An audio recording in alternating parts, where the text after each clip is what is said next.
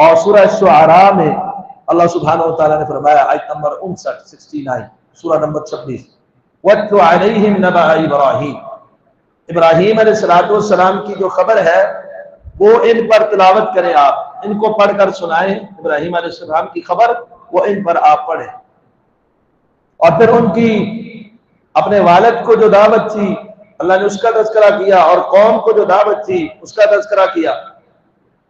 پھر دعوت کے اوپر جو مخالفتیں آئیں، ابراہیم علیہ السلام کے اوپر جو آزمائشیں اور امتحانات آئے اور مختلف مراحل سے وہ گزرے، اور اللہ تعالیٰ نے فرمایا وَإِبْرَاهِيمَ الَّذِي وَفَّى، ابراہیم علیہ السلام نے وفاداری کا حق ادا کر دیا کہ جب بھی رب نے آزمایا فَأَتَمَّهُنَّ، انہوں نے ہر آزمائش پر وہ پورا اترے اور اللہ سبحانہ وتعالیٰ کے فرما بردار بنے۔ اور ان کی سیرت اور ان کے اوصاف حمیدہ، ان کے اللہ تعالیٰ نے کئی اوصاف بیان فرمائے قرآن مجید کے اندر، مہمان نواز بھی ہیں۔ وما کان من المشرکین، ایک سے بہت بڑی نمایاں ہے، وہ شرک کرنے والے نہ سنے۔ ان ابراہیم کان امتا، ابراہیم امت ہے، قانتا للہ، اللہ کے فرما بردار ہے، ولم یک من المشرکین، شرک کرنے والوں میں سے کبھی بھی نہیں، ہرگز نہیں، شاکرا لانعمہ، اللہ کی نعمتوں کے شکر گزار ہیں، اللہ نے ان کا انتخاب کیا ہے اور ان کو اللہ نے ہدایت دیا ہے۔ ان کی اولاد سے اللہ نے انبیاء کا سلسلہ جاری کر دیا۔ اس کے بعد ابراہیم علیہ السلام کے بعد جو انبیاء اور رسل آئے ہیں وہ سیدنا ابراہیم علیہ السلام کی اولاد سے آئے، وہ جد الانبیاء ہے۔ نبی علیہ السلام ان اول الناس بابراہیم الذین اتبعوه وهذا النبی، اگر ابراہیمی ہے اور ابراہیم کے قریب کوئی ہے تو وہ نبی علیہ السلام اور اہل ایمان ہے۔ اللہ نے واتخذ اللہ ابراہیم خلیلا، ابراہیم علیہ السلام کو خلیل بنایا ہے، اپنا دوست بنایا ہے۔ کئی اوصاف اللہ سبحانہ و تعالیٰ نے ان کے تذکرہ کیا اور پھر ان کی سیرت کے کئی پہلوؤں کو اجاگر کیا جن میں توحید کی دعوت نمایاں ہے، ان کی ہجرت اور ان کی بیت اللہ کے پاس آبادی، اور اولاد کے معاملے میں بھی اللہ کے حکم کی فرما برداری، ذبح تک کرنے کے لیے تیار ہو جانا، بے آب و گیا علاقے کے اندر چھوڑ کر چلے جانا، ہر چیز کو، ہر طرح کی قربانی کو، ان کی استقامت کو، ان کی دعوت کو، مصائب کے اوپر ان کے صبر و ثبات کو اللہ سبحانہ و تعالیٰ نے بڑے احسن انداز میں تذکرہ کر دیے۔ اگر ہم قرآن مجید کی ان آیات کا مطالعہ کریں تو بہت کچھ ہمیں اس میں سے حاصل ہوتا ہے، اور یہ سیرت بیان کرنے کا مقصد کہ ہم اس میں سے اپنے لیے سبق حاصل کریں، عبرت حاصل کریں، وہ بطور قصہ یا بطور ایک واقعہ کے نہیں بیان کیا اللہ سبحانہ و تعالیٰ نے، بلکہ حکم ہے فَاتَّبِعُوا مِلَّةَ إِبْرَاهِيمَ حَنِيفًا، ابراہیم علیہ السلام کی ملت اور دین کی پیروی کرنی ہے آپ نے، اور صرف پیروی نہیں کرنی، اس کو عام کرنا ہے، اس کی دعوت دینی ہے، اس کو پھیلانا ہے۔ حضرت یوسف علیہ السلام جیل کے اندر ہے اور وہاں ان سے خواب کی تعبیر پوچھی جا رہی ہے، اب حالات دیکھ لیے آپ کے سامنے جیل میں قید ہے، لیکن وہاں بھی ان کی بول، ان کا تذکرہ، ان کی دعوت، ان کی گفتگو کیا ہے؟ وَاتَّبَعْتُ مِلَّةَ آبَائِ إِبْرَاهِيمَ وَإِسْحَاقَ وَيَعْقُوبَ، میں تو اپنے باپ ابراہیم، اسحاق اور یعقوب کی ملت کی پیروی کرتا ہوں۔ مَا كَانَ لَنَا أَن نُشْرِكَ بِاللَّهِ مِن شَيْءٍ، ہمارے لیے یہ لائق نہیں کہ اللہ کے ساتھ کسی کو شریک کریں، وہاں بھی تو ان کی دعوت دے رہے ہیں۔ تو یہ جتنی بھی ان کی سیرت اللہ نے ذکر کی ہے، اور کئی سیرت کے آپ کو سن بھی چکے ہیں، اور ان کے کئی اوصاف اور خصائل اللہ سبحانہ و تعالیٰ نے ذکر کیے ہیں، اس میں ہمارے لیے بڑے اسباق ہیں۔ تو ان کی سیرت کو بیان کرنے کے لیے تو ایک جمعے کا وقت، 2 جمعوں کا وقت تھوڑا ہے، بہت تھوڑا ہے، اس کا خلاصہ بھی بیان نہیں کیا جا سکتا۔ صرف ہم آج ان کی دعوت کے حوالے سے جو ہمارے لیے اس میں سبق ہے وہ آپ کے سامنے رکھتا ہوں کہ اللہ تعالیٰ نے فرمایا کہ ابراہیم علیہ السلام کی خبر ان پر تلاوت کیجیے۔ وَاتْلُ عَلَيْهِمْ نَبَأَ إِبْرَاهِيمَ سورہ شعراء سورہ نمبر 26 آیت نمبر 69 میں۔ اب انہوں نے اپنی قوم کو اور اپنے باپ کو دعوت دی، باپ کے ساتھ اسپیشل دعوت سورہ مریم کے اندر موجود ہے، سورہ انبیاء کے اندر بھی موجود ہے، قوم کے ساتھ دعوت، پھر آگ کے اندر ڈالا جانا، یہاں پر بھی قوم اور باپ سورہ شعراء کے اندر بھی ذکر ہے۔ اور کثرت کے ساتھ حضرت ابراہیم علیہ السلام کا نام اور حضرت ابراہیم علیہ السلام کا تذکرہ قرآن مجید میں جا بجا ملتا ہے کثرت کے ساتھ. تو اذ قال لأبیہ وقومہ ما تعبدون، انہوں نے اپنے باپ سے اور اپنی قوم سے یہ کہا کہ تم کس کی عبادت کرتے ہو؟ انہوں نے کہا نعبد اصناما فنظل لها عاکفین، ہم تو بتوں کی عبادت کرتے ہیں اور ان کا اعتکاف کرنے والے ہیں. تو ابراہیم علیہ السلام نے سوال پوچھا هل يسمعونكم اذ تدعون، جب پکارتے ہی سنتے ہیں، اور ينفعونكم او يضرون، یا تمہیں نفع دیتے ہیں، کسی نقصان کے مالک ہیں کو تمہیں نقصان پہنچائیں گے عبادت نہیں کرو گے. جواب کیا تھا؟ ہاں یہ نفع دیتے ہیں، نقصان کے مالک ہیں، یا سنتے ہیں یا بولتے ہیں، یہ جواب تھا؟ نہیں، وہی پرانا جواب، اور ایسا پرانا جواب ہے جو اب تک چلا آ رہا ہے. اگر آپ کسی سے پوچھیں آپ اس نظریے کو اپنائے ہوئے ہیں، آپ نے یہ نظریہ کہاں سے لیا، اس کی کوئی دلیل ہے؟ اللہ نے اپنی کتاب میں نازل فرمایا ہے، رسول اللہ صلی اللہ علیہ وسلم نے آپ کو بیان فرمایا، کسی حدیث پاک میں آیا ہے؟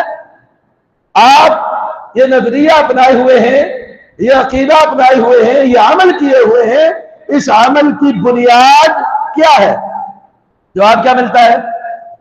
ساڑھے وڈے ان کر دے. انہوں نے کیا کہا؟ بل وجدنا آباءنا لها عابدین. سنتے نہیں ہیں، بولتے نہیں ہیں، جواب نہیں دیتے، نفع اور نقصان کے مالک ہم نے ان کو بنایا ہوا ہے، اور ہم ان کا اعتکاف اور مجاور بن کے بیٹھے ہوئے ہیں اور عبادات بجا لاتے ہیں ان کے لیے. اس کی وجہ ایک ہی ہے، کیا؟ ہم نے اپنے باپ دادا کو دیکھا ان کی عبادت کرتے. وجدنا آباءنا كذلك يفعلون، اسی طرح وہ بھی کرتے تھے، ہم بھی کرتے. مکھی پہ مکھی ماری ہم نے، اندھی تقلید کی ہم نے، ہمارے باپ دادا کو ہم نے لہا عابدین ان کے لیے عبادت گزار پائے ہیں، ہم بھی ان کی عبادت کرتے ہیں.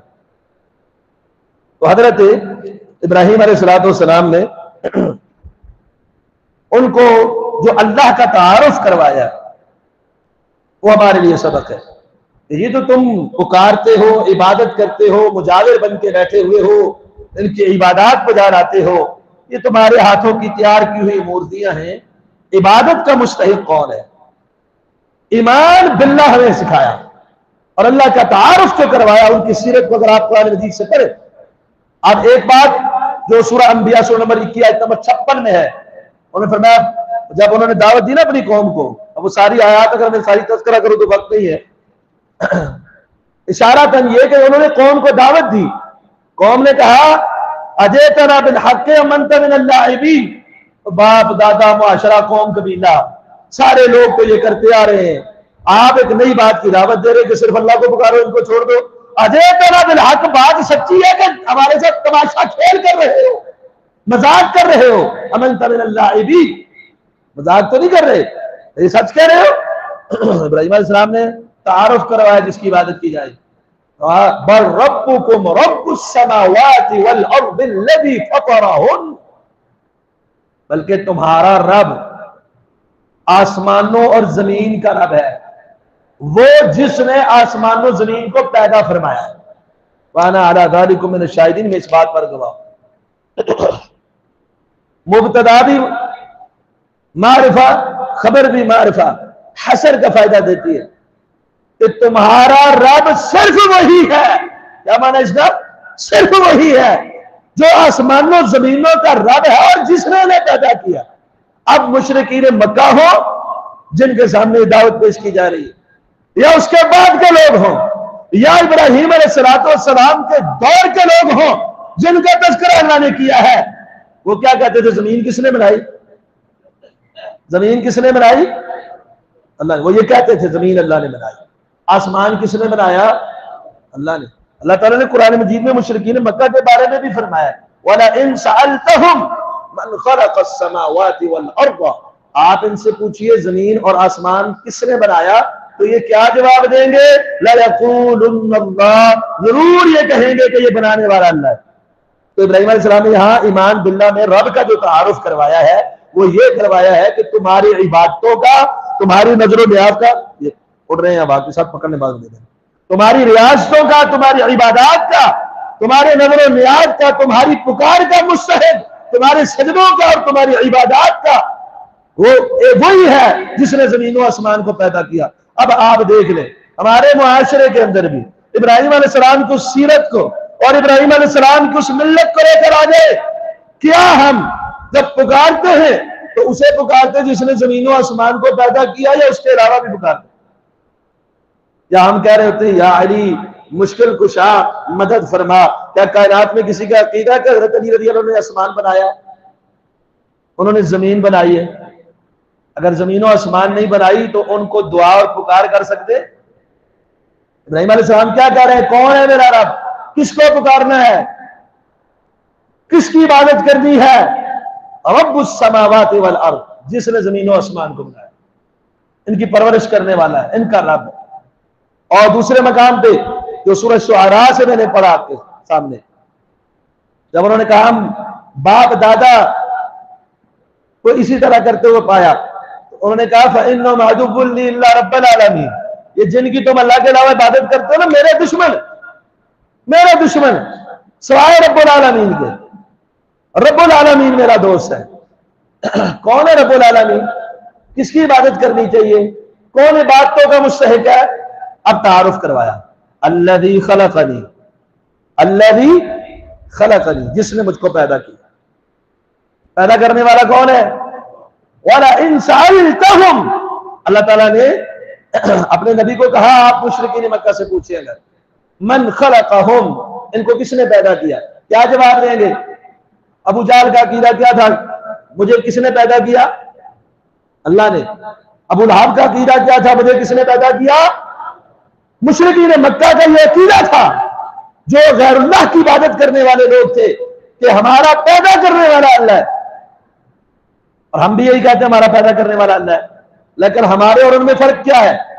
وہ کہتے ہیں پیدا تو اللہ نے کیا، عبادت کسی اور کی بھی ہو سکتی ہے. لیکن ابراہیم علیہ السلام نے جو نظریہ دیا وہ کیا دیا کہ عبادت صرف اس کی ہو سکتی ہے جس نے پیدا کیا. جس نے پیدا کیا عبادت کے لائق صرف وہی ہے، جس نے پیدا نہیں کیا وہ عبادت کے لائق نہیں ہو سکتا. کیا مطلب؟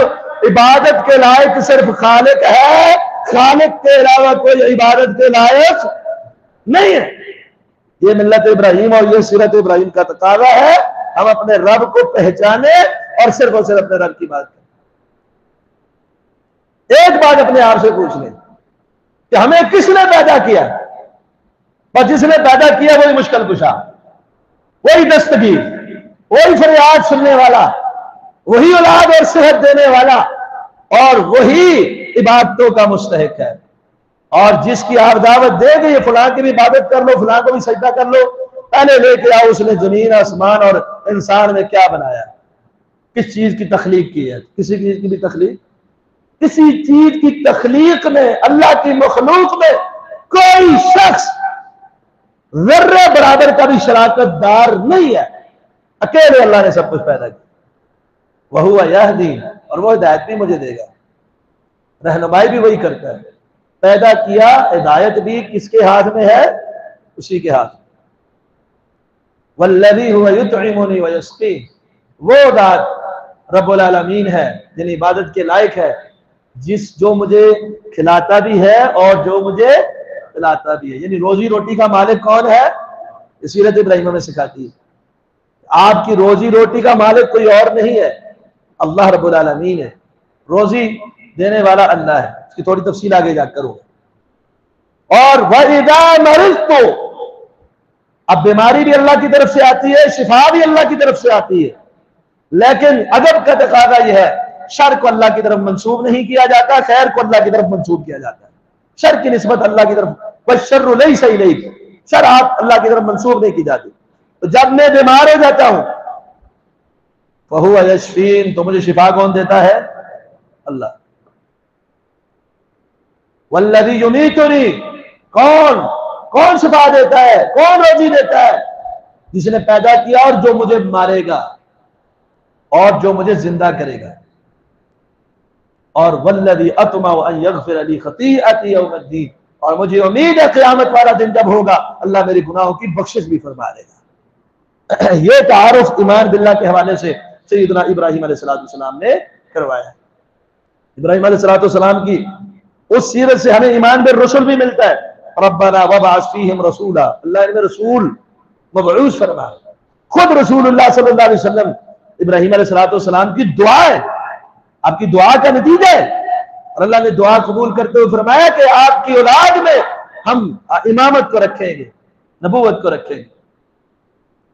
ایمان بالکتب، آخرت کی کتابوں کے اوپر ایمان، جو اللہ کی نازل کردہ کتاب ہے، وہ ابراہیم علیہ السلام کی سیرت سے ہمیں ملتا ہے۔ آخرت کے اوپر ایمان ہمیں ملتا ہے۔ بہرحال جہاں ہم بحیثیت مسلمان کمزور ہیں، وہ آپ دیکھ لیں، چلو آخرت پر ایمان لا لیا، رسولوں پہ لے آئے، ایمان باللہ میں جو صفات اللہ کی ہیں وہ ہم غیروں میں شمار کرتے ہیں، ان کو بھی، غیروں کو بھی اس میں ہم شامل کرتے ہیں۔ جو عبادت کا مستحق صرف اللہ ہے، ہم غیر اللہ کی عبادت بھی کرتے ہیں، نذر و نیاز بھی دیتے ہیں، سجدہ ریز بھی ہوتے ہیں، دعا و پکار یہ بھی عبادت ہے، یہ بھی کرتے ہیں۔ تو سیرت ابراہیم ہمیں سکھاتی ہے ایمان باللہ کیسا ہو کہ اللہ کے اوپر جو اللہ کے اوصاف اور صفات ہیں وہ کسی اور میں، اللہ کی ذات میں، صفات میں، اسماء میں کسی کو بھی شریک نہیں ٹھہرانا۔ اللہ کی صفات کا جو تقاضا ہے ان کے اوپر پورا اترنا ہے، اپنی طرف سے ڈنڈی نہیں مارنی۔ پھر محبت کو آپ دیکھ لیں، ابراہیم علیہ السلام کی سیرت اگر قرآن مجید سے مطالعہ کرے ہمیں یہ ملتا ہے، ابراہیم علیہ السلام کی محبت اللہ سے جو تھی وہ ساری کائنات سے بڑھ کر تھی، اور ہماری محبتیں وَمِنَ النَّاسِ مَن يَتَّخِذُ مِن دُونِ اللَّهِ أَندَادًا يُحِبُّونَهُمْ كَحُبِّ اللَّهِ، ان سے ایسی محبت کرتے جیسے اللہ کی محبت ہو۔ اور اہل ایمان اگر سب سے زیادہ کسی سے محبت کرتے ہیں وہ کس سے کرتے ہیں؟ اللہ سے۔ پھر خوف، کسی کے عدم موجودگی میں بھی اس کا خوف، جو خوف اور امید دونوں چیزیں ایک مسلمان کے عقیدے اور ایمان میں ہونی چاہیے۔ اللہ سے امید بھی ہو اور اللہ کا خوف بھی ہو، خوف اور امید دونوں ہونی چاہیے۔ اور یہاں ابراہیم علیہ السلام کی ہمیں سیرت یہ سکھلاتی ہے کہ وہ اللہ کے علاوہ کسی کا خوف نہیں کھاتے، نہ کسی بت کا۔ جب ابراہیم علیہ السلام نے دعوت پیش کی، دعوت توحید دی، سب سے پہلے انہیں ڈرائل بتوں سے گیا کہ یہ بت آپ کو مصیبت میں گرفتار کر لیں، آپ کے اوپر علائم اور مصائب ٹوٹ پڑیں گے۔ یہ بت جو ہیں جن کو آپ کہتے ہیں ان کی عبادت نہیں کرنی، آپ ان کو برا بڑا کہہ رہے ہیں، یہ بت آپ کو تکلیف دیں گے۔ تو ابراہیم علیہ السلام کے دل میں کسی قسم کا خوف کہ نفع نقصان کا، زندگی اور موت کا مالک کون ہے؟ تو ایک بت یا ایک عام اور چیز جس کی لوگ عبادت کرتے ہیں، اس کا خوف دل میں رکھنا کیا ہو جاتا ہے؟ شرک۔ کس طرح کا خوف؟ ایک تو یہ خوف ہے نا یہ جو عام عارضی اسباب کے تحت، ایک ہے پتھر رکھے ہوئے آپ ڈر رہے ہیں کہ پتھر مجھے نقصان دے دے گا، درخت سے آپ ڈر رہے ہیں، قبر سے آپ ڈر رہے ہیں، بت سے آپ ڈر رہے ہیں یہ نقصان دے دے گا، تکلیف دے دے گا۔ ابراہیم علیہ السلام نے اپنی قوم کو کیا کہا تھا؟ سورہ انعام سورہ نمبر 6 آیت نمبر 80، وَلَا أَخَافُ مَا تُشْرِكُونَ بِهِ إِلَّا أَن يَشَاءَ رَبِّي۔ تم جب قوم نے ان سے جھگڑا کیا، کہتے تم اس سے نہیں ڈرتے، میں اس سے کیسے ڈروں جسے تم اللہ کا شریک بناتے ہو؟ وَلَا أَخَافُ، میں نہیں ڈرتا، مَا تُشْرِكُونَ بِهِ، جن چیزوں کو تم اللہ کا شریک بناتے ہو ان شریکوں سے میں خوف نہیں کھاتا، مگر جو اللہ چاہے۔ نقصان وہی ہوتا ہے جو اللہ چاہے۔ آگے فرماتے ہیں وَكَيْفَ أَخَافُ مَا أَشْرَكْتُمْ، میں کیسے ڈروں، کیسے خوف کھاؤں ان سے جن سے جنہیں تم نے شریک ٹھہرایا ہوا اللہ کا، ان سے میں خوف کیسے کھاؤں؟ وَلَا تَخَافُونَ أَنَّكُمْ أَشْرَكْتُمْ بِاللَّهِ، تمہیں اللہ سے خوف نہیں آتا، تم نے اللہ کے ساتھ ان کو شریک بنایا ہوا ہے۔ ڈرنا تمہیں چاہیے کہ تم نے اللہ کے ساتھ کسی اور کو شریک بنا دیا، تم نہیں ڈر رہے، میں خوف کیسے کھا سکتا ہوں ان شریکوں کا؟ اور ہماری حالت کیا ہے؟ کسی درخت سے گزریں گے تو ٹہنی نہیں توڑنی، یہ ٹہنی اگر توڑی تو بازو ٹوٹ جائیں گے۔ یہ پیر صاحب، حضرت صاحب، قبر والے سوچ چھڑا یہ تجھے نقصان پہنچا دیں گے۔ یہ پتھر کئی علاقوں میں گرمی کی، ایک جگہ میں نے دیکھا گرمی کی شدت کے باوجود لوگ چھت پہ نہیں چڑھتے۔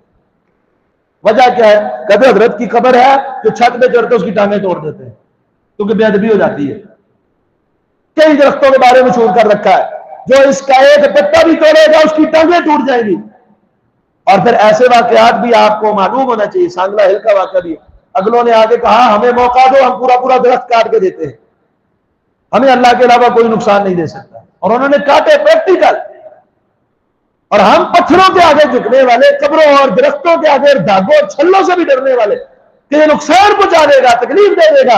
ابراہیم علیہ السلام کی سیرت ہمیں یہ کہتی ہے خوف کس کا ہونا چاہیے دل میں؟ اللہ کا، اللہ کے علاوہ کسی اور کا خوف۔ الذین یبلغون رسالات اللہ، جو اللہ کی رسالت کو پہنچاتے ہیں وہ اللہ ہی سے ڈرتے ہیں۔ ولا یخشون احدا الا اللہ، وہ کسی سے بھی نہیں ڈرتے، اللہ کے علاوہ کسی ایک کا خوف ان کو نہیں۔ پر ابراہیم علیہ السلام کی سیرت ہمیں یہ بتاتی ہے اختیارات و تصرفات کا مالک کون ہے؟ اختیارات کس کے پاس ہے؟ تصرف کون کر سکتا ہے؟ اللہ۔ ہماری حالت کیسی ہے؟ آپ دیکھیں ابراہیم علیہ السلام، سورہ ممتحنہ آیت نمبر 4 ہے، سورہ نمبر 60۔ انہوں نے باپ کو دعوت دی، باپ نے نہیں مانا، الٹا رجم کیا۔ اب ابراہیم علیہ السلام کیا چاہتے تھے؟ باپ کو ہدایت مل جائے، نہیں مانا، الٹا رجم کرنے کا دھمکی دی۔ اب یہ کہہ رہے ہیں لَأَسْتَغْفِرَنَّ لَكَ، میں ضرور تیرے لیے اللہ سے بخشش کی دعا کروں گا۔ اچھا یہ بات بھی یاد رکھ لیں، یہ انہوں نے تب کہا تھا جب انہیں منع نہیں کیا گیا تھا یا انہیں امید تھی کچھ۔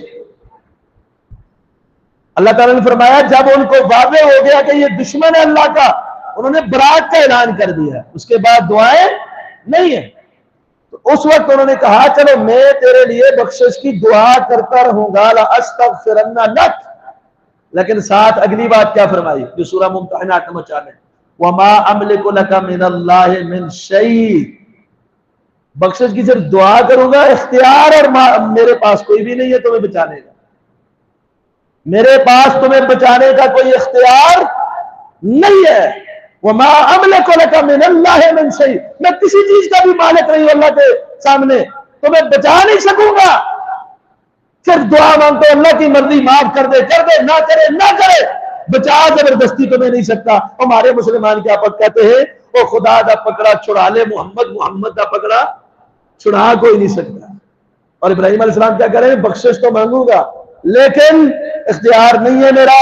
اختیارات و تصرفات کا مالک کون ہے؟ اور یہاں ہمارے اس ملک کے اندر فارم فل کرنے کے لیے دیے جاتے ہیں، اور کچھ بھی نہ کرو، یہ فارم فل کر کے ہمارے سلسلے میں جڑ جاؤ، پکی جنت لے کے دیں گے۔ اس کے اختیار میں ہے جنت دینا، جہنم میں تو جا ہی نہیں سکتا۔ پکی جنت، گارنٹی والی جنت کے ٹکٹ بانٹے جا رہے ہیں۔ یہ اختیار کس کے پاس ہے؟ یہ تصرف کرنے والی ذات کون ہے؟ اگر اسی پر بات کرے بات لمبی ہو جائے گی۔ حضرت نوح علیہ السلام نے بیٹے کے لیے بخشش کی دعا مانگی، اللہ نے قبول کی، سورہ ہود کے اندر موجود ہے۔ ابراہیم علیہ السلام اپنے باپ کے لیے قیامت والا دن، صحیح بخاری کی حدیث ہے، آپ کہیں گے اللہ تو نے کہا تھا قیامت والے دن تجھے رسوا نہیں کروں گا، یہ میرا باپ۔ اللہ تعالیٰ فرمائیں گے دیکھ اس کو، قدموں میں بجو کی شکل میں پڑا ہوا ہوگا اور گھسیٹ کر دے منہ جہنم میں ڈال دیا جائے۔ نبی علیہ السلام نے اپنا بابرکت قمیص پہنا دی اور کھڑے ہو کے اس کے جنازے پہ دعائیں مانگ لی، اللہ اس کو معاف کر دے۔ عبداللہ بن ابی، اللہ نے فرمایا میرے حبیب 70 بار بھی بخشش کی دعا مانگو، میں اس کو معاف کرنے کے لیے تیار نہیں۔ 70 بار بھی آپ بخشش کی دعا مانگیں گے، اور آج کے بعد یہ حکم ہے میرا، آج کے بعد ان جیسے اگر مر جائے تو آپ نے جنازہ بھی نہیں پڑھنا، وَلَا تُصَلِّ عَلَىٰ أَحَدٍ مِّنْهُمْ مَاتَ أَبَدًا۔ آپ بخشش مانگنے کی اجازت اللہ نے نہیں دی، روک دیا اور کہا 70 بار بھی مانگو گے معاف نہیں کروں گا۔ تو اختیارات سارے کس کے پاس ہیں؟ اللہ۔ یہ ابراہیم علیہ السلام کی سیرت ہمیں سکھاتی ہے کہ اختیارات و تصورات کا مالک اللہ ہے۔ ہمیں کہتے ہیں فلاں لڑی کے ساتھ ہے، فارم فل کیا ہوا ہے، یا فلاں حضرت جو ہے یہ فلاں کی اولاد میں سے ہے، بہت دور تک پہنچی سرکار کا یہ نسب کا ہے۔ اور اللہ کے رسول صلی اللہ علیہ وسلم نے کیا فرمایا؟ 6853 جامع صحیح مسلم کی حدیث کا آخری ٹکڑا ہے، من بطأ به عمله لم یسر به نسبه، اور جس کا عمل اس کو پیچھے چھوڑ دے کبھی نسب کی وجہ سے وہ آگے جا سکتا نسب کی وجہ سے جنتوں کے فیصلے نہیں ہوں گے، عمل اور عقیدے کی بنیاد اور ایمان کی بنیاد پر۔ اب ابراہیم علیہ السلام جب یہ ہدایت جو ہے تصرفات اور اختیارات کے ساتھ جو ہدایت ہے یہ کس کے ہاتھ میں ہے؟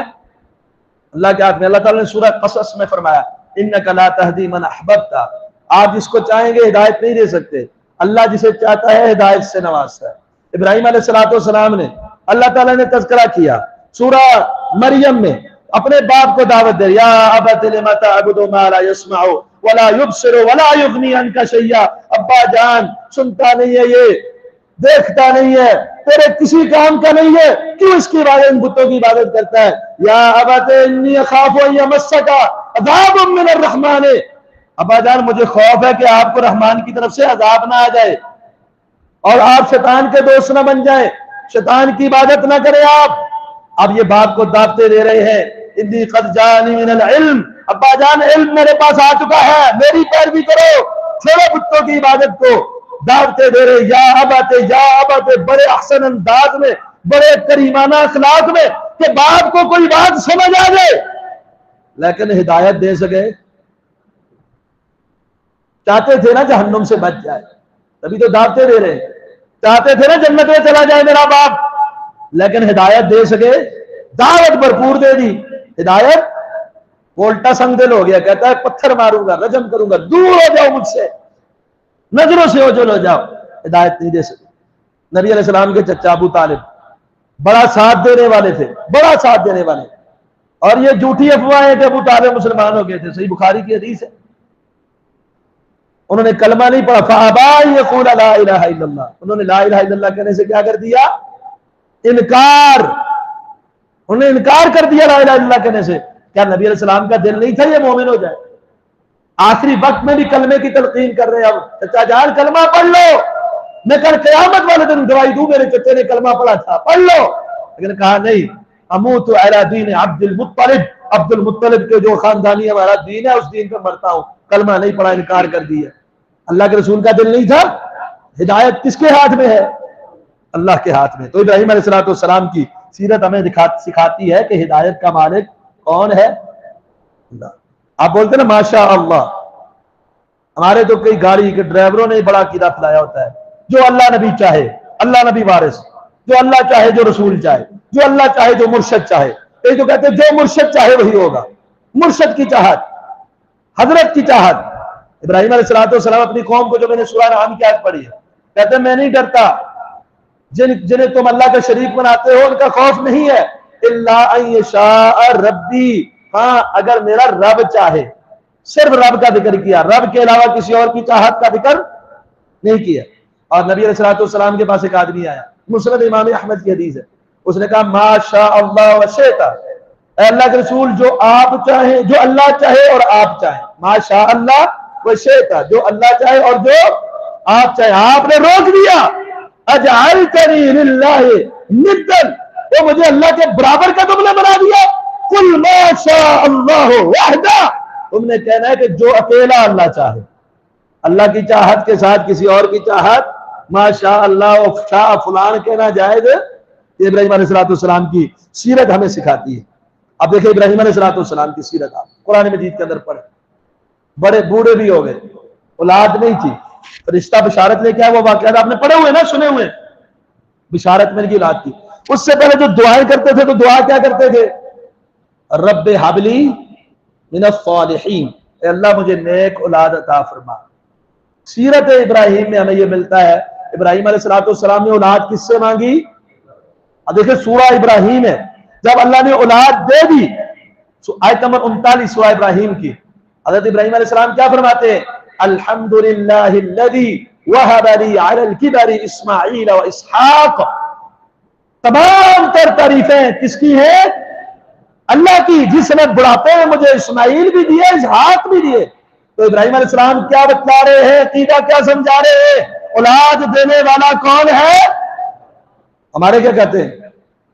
یا پیر جمال پتر دے رتا لال، اے پیر کروڑی لے گڑ دی روڑی دے پترا دی جوڑی، کہتے کہ نہیں کہتے؟ اولاد کون دیتا ہے؟ للہ ملک السماوات والارض یخلق ما یشاء یہب لمن یشاء اناثا ویہب لمن یشاء الذکور، جس کو چاہے بچے دے بچیاں دے، جس کو چاہے دونوں دے، جس کو چاہے بانٹ رکھے، یہ صرف اللہ مالک ہے۔ اور ابراہیم علیہ السلام دعائیں مانگ رہے تو اللہ سے، کسی اس اپنے سے پہلے نبی سے بھی نہیں مانگی، نوح علیہ السلام سے نہیں مانگی، آدم علیہ السلام سے نہیں، کس سے مانگی؟ اللہ سے۔ اولاد ہمیں کس سے مانگنی چاہیے؟ اولاد کس کے اختیار میں ہے؟ بچی ہو جائے کوئی نہیں کہتا، اللہ کی مرضی ہے، بس اللہ کی مرضی ہے۔ کوئی بہت ہی نیک ہو کہتا ہے اللہ کی رحمت ہے، اور بیٹوں کی باری کہتے پیرا دیتا، پیروں نے آپ کو کب دیا بیٹا؟ بیٹی ہو جائے کبھی نہیں کہ فلاں حضرت نے دیا، بیٹے کا کہتے تھے فلاں پیر نے حضرت نے دیا۔ اور وہ مشرکین مکہ کہتے تھے اللہ کی بیٹیاں ہیں یہ فرشتے۔ اللہ نے فرمایا لکم الذکر ولہ الانثی، تم اپنے لیے مذکر اور اللہ کے لیے مؤنث کی بات کرتے ہو، جہاں مؤنثوں کو اللہ کے سپرد کر دیتے کہ اللہ نے دیے، اور بچوں کو کسی اور کے سپرد کر کے اس نے دیا ہے۔ تو جس کے بارے میں کہہ رہے ہوتے ہیں اس کو کس نے دیا، اس کو کس نے پیدا دیا؟ اولاد دینے والا اللہ ہے۔ سیرت ابراہیم ہمیں سکھاتی ہے اولاد دینے کا اختیار کس کے پاس ہے؟ اللہ کے پاس۔ اسی طرح شفا کس کے پاس ہے؟ وَإِذَا مَرِضْتُ فَهُوَ، سورہ شعراء میں کیا فرمایا؟ جب میں بیمار ہوتا ہوں، اللہ کا تعارف کروانے، مجھے وہ خالق شفا دیتا ہے جس نے مجھے پیدا کیا۔ تو شفا کس کے ہاتھ میں ہے؟ ہمارے یہاں کیا ہوتا ہے؟ چھلا یہ شفا دے گا، یہ داغا، یہ منکا، یہ ہمیں شفا دے گا۔ حضرت کو فوت ہوئے 100-200 سال ہو گئے، چھلا آج بھی اس کا موجود ہے، جو اگر کسی گھر میں جائے بیماریاں نہیں آتی، کسی دکان میں جائے اس دکان والے کا رزق عاشق ہو جاتا ہے، اور وہ مصیبتوں پریشانیوں کو تو ایسا بگاتا ہے، سکین کر دیتا ہے۔ یہ چھلوں حضرت کو فوت ہوئے پتہ نہیں کتنا عرصہ ہو گیا، چھلے وہ بنائے جا رہے ہیں اور تقسیم کیے جا رہے ہیں اور بانٹے جا رہے ہیں کہ یہ چھلا ہمیں کیا دے گا؟ شفا دے گا۔ شفا کس کے ہاتھ میں ہے؟ شفا اللہ کے ہاتھ میں ہے۔ داغوں میں، منکوں میں، کڑوں میں، چھلوں میں اللہ نے شفا نہیں رکھی، اور اللہ کے علاوہ کسی قبر کی مٹی میں شفا نہیں ہے، کسی پتھر کو جسم پہ ملنے میں شفا نہیں ہے۔ شفا کا مالک وہ اللہ تعالیٰ ہے، روحانی بیماریاں ہوں، جسمانی بیماریاں ہوں، شفا دینے والا وَإِذَا مَرِضْتُ فَهُوَ يَشْفِي۔ اسی طرح موت و حیات کا مالک کون ہے؟ وَالَّذِي يُمِيتُنِي ثُمَّ يُحْيِينِ، مارتا بھی وہی ہے اور زندہ بھی وہی کرتا ہے۔ عزت اور ذلت کا مالک کون ہے؟ وَلَا تُخْزِنِي يَوْمَ يُبْعَثُونَ، اللہ سے دعا کرے ابراہیم علیہ السلام، اے اللہ قیامت والے دن رسوا نہ کرنا۔ دعوت کیا دی کہ رسوائی اور عزت کس کے ہاتھ میں ہے؟ اللہم مالک الملک تؤتی الملک من تشاء وتعز من تشاء وتذل من تشاء۔ اب اپنی اولاد کے لیے دعا کر رہے ہیں، سورہ بقرہ آیت نمبر 126 میں، اذ قال ابراہیم رب اجعل هذا البلد، وقت ہو گیا میں آخری باتیں کرتا ہوں، اے اللہ اس شہر کو امن والا بنا، وارزق اہلہ من الثمرات، اللہ ان اہل والوں کو اپنے پھلوں میں سے روزی دے۔ تو ذہن دے دیا روزی اور رزق کا مالک کون ہے؟ اللہ تعالیٰ فرماتے ہیں ان الذین تدعون من دون اللہ، جنہیں تم اللہ کے علاوہ پکارتے ہو، سورہ عنکبوت آیت نمبر 17، لا یملکون لکم رزقا، چاہے کوئی نیک ہے، چاہے کوئی بد ہے، کوئی درخت ہے، مورتی ہے، پتھر ہے، حجر ہے، قبر ہے، کوئی بھی چیز ہے جو جس کو پکارتا ہے اللہ کے علاوہ، لا یملکون لکم رزقا، اللہ وہ تمہارے رزق کے مالک نہیں ہے۔ رزق کہاں ہے پھر؟ فابتغوا عند اللہ رزق، اپنے رزق کو کہاں تلاش کرو؟ اللہ کے پاس، اللہ کے پاس روزی روٹی ہے تمہاری۔ دوسری آیت ہے وہ فی السماء رزقکم، آسمان میں تمہاری روزی ہے۔ تیسری آیت ہے وما من دابۃ فی الارض الا علی اللہ رزقها، زمین میں چلنے والی کوئی بھی چیز ہے اس کی روزی روٹی کا انتظام کرنے والا کون ہے؟ اللہ۔ ان اللہ هو الرزاق، رزاق کون ہے؟ اللہ یبسط الرزق لمن یشاء ویقدر، جس کی چاہتا ہے روزی کھول دیتا ہے، جس کی چاہتا ہے روزی تنگ کر دیتا ہے۔ پھر مسلمان کیوں کہتا ہے تیرا کھاواں میں تیرے گیت گاواں، یا رسول اللہ کہتے ہیں یا میرے اللہ کہتے ہیں؟ کس کا کھاتے ہو؟ روزی روٹی کا مالک کون ہے؟ وہ رسول اللہ صلی اللہ علیہ وسلم، اللہ کی مخلوق میں سب سے عظیم ہستی۔ وہ موقع بھی آیا جب کھانے کے لیے کچھ نہیں ہے، پیٹ پر پتھر بنا ہوا ہے۔ روزی کا مالک کون ہے؟ اللہ۔ تو ابراہیم علیہ السلام کی سیرت ہمیں سکھاتی ہے روزی روٹی کا مالک بھی اللہ ہے، اور نفع نقصان کا مالک کون ہے؟ هل ينفعونكم او يضرون، کیا یہ نفع دیتے ہیں نقصان دیتے ہیں؟ نہیں۔ مشکل کشائی کرنے والا کون ہے؟ اللہ۔ مشکل آ جائے، کسی مصیبت آئی، آگ میں ڈالا گیا، کیا کہتے ہیں؟ حسبی اللہ۔ کوئی ایک کتاب کا حوالہ ابراہیم علیہ السلام نے کسی نبی کو پکارا ہو ہے، یا کسی نبی کے وسیلے سے ہی پکارا ہو؟ ڈائریکٹ اللہ کو پکارے، اللہ کافی ہے۔ ہجرت کی، پکارا کس کو؟ بیوی کو رستے میں ایک جابر نے روک لیا، اللہ نے بچایا بیوی کو بھی، ان کو بھی۔ بچانے والا کون تھا؟ وہ سجدہ ریز ہوئے دو، وہاں پہ انہوں نے نماز شروع کر دی، کس کے آگے؟ تو مشکل کشائی کرنے والا کون ہے؟ اللہ۔ اور اسی طرح یہ ہمیں اپنی اولاد کی بڑی فکر ہوتی ہے، اولاد کے لیے ہم اچھے سکول کا انتظام کرتے ہیں، ہم اپنی اولاد کے لیے اس کی بزنس اور اس کی جو مستقبل ہے اس کے لیے ہم پلاننگ کرتے ہیں، لیکن جو عارضی زندگی اس کی حد تک، مرنے کے بعد اس کے ساتھ کیا بننے والا ہے اس کی کبھی ہم نے پلاننگ کی ہے؟ اور ابراہیم علیہ السلام کی سیرت دیکھیے، اللہ سے دعائیں کر رہے ہیں، وَجْنُبْنِي وَبَنِيَّ أَن نَعْبُدَ الْأَصْنَامَ، اللہ مجھے بھی بچا اور میری اولاد کو بھی بچا، یہ بتوں کے پجاری نہ بن جائے۔ ہے ہمارے اندر یہ بات کہ ہم نے اپنی اولاد کی اس نہج کے اوپر تربیت کی ہو، یہ عقیدہ توحید جو ابراہیم علیہ السلام نے دیا، نبی علیہ السلام نے آ کے دیا، تمام انبیاء کی دعوت کا محور اور مرکز اور بنیادی نقطہ رہا، ہم نے اپنی اولادوں میں منتقل کیا ہو، آنے والی نسلوں میں منتقل کیا ہو، تاکہ وہ شرک سے دلدل سے نکل کر اکیلے اللہ کی توحید کی طرف آ جائے اور پھر اپنی آخرت بنا لیں، ان کی آخرت سنور جائے، وہ ہمیشہ کے جہنمی نہ بن جائے، ہم بارہ بچہ ملحد بن جائے، دہریہ بن جائے اور اس طرح کا کسی گمراہ سے گمراہ کر کسی طرف چلا جائے، ہمیں پرواہ نہیں ہوتی۔ ہمیں اگر پلاننگ کرنی ہے تو اس کے مستقبل کے بزنس کی کرنی ہے، اس کی نوکری کی کرنی ہے۔ اور ابراہیم علیہ السلام اپنی اولاد کی جو فکر کر رہے ہیں وہ کس کی فکر کر رہے ہیں؟ وَجْنُبْنِي وَبَنِيَّ أَن نَعْبُدَ الْأَصْنَامَ، اللہ میری اولاد کو بتوں کی پوجا سے بچانا۔ ہمیں بھی یہ سیرت سے ملتا ہے کہ ہم اللہ سے بچنے کے ساتھ ساتھ، سیکھنے کے ساتھ ساتھ، عقائد اور نظریات اور ایمان کو درست کرنے کے ساتھ ساتھ اللہ سے دعائیں کرے، اللہ ہمیں ہدایت عطا فرما، اللہ ہمیں اس توحید پر قائم رکھ جو اپنے نبیوں کے ذریعے تو نے بھیجی ہے، اور جو کتاب و سنت جو تو نے نازل فرمایا تیرا مکمل ضابطہ حیات ہے، زندہ رکھ اسی پر، موت آئے تو اسی حالت میں، ایمان کی حالت میں آئے۔ اقول قولی ھذا استغفر اللہ لی ولکم ولسائر المسلمین۔